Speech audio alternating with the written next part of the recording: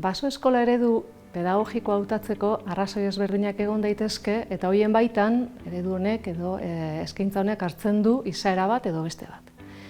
Gure kasuan, gure baso eskola eredu honetan hainbat oinarri sartzen ditugu eta horietako lehendabizikoa da baso eskola ingurune naturalean bizitzea.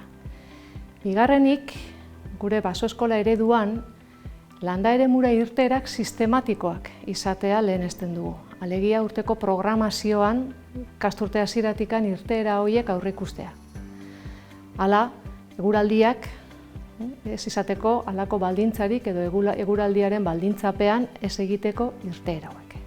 Eta hirugarrena eta ezinbestez funtsezko baldintza guretzat da baso eskolan lantzen diren gaiak, ingurunearekin ezinbestez lotura dutenak, ikaste objektuak inguruneari lotuta daudelako ezinbestez, horiek izatea eskolan gelan lantzen direnen osagarriak.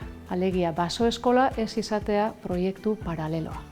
Nolabait, egotea txertatua eskola kurrikulumean eta gelan eta gelatik kanpo lantzen diren gaiekin, bertan gelan edo gelatik kanpo bizitzen diren ikaste-irakaste prozesuekin programazioa bere osotasunean lantzea.